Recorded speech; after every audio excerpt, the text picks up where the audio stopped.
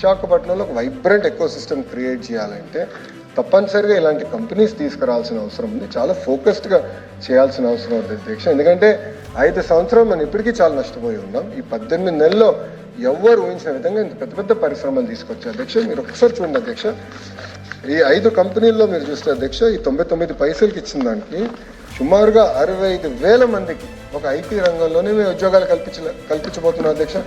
65,000 మందికి అధ్యక్ష. 5 కంపెనీలు అధ్యక్ష, 5 కంపెనీస్.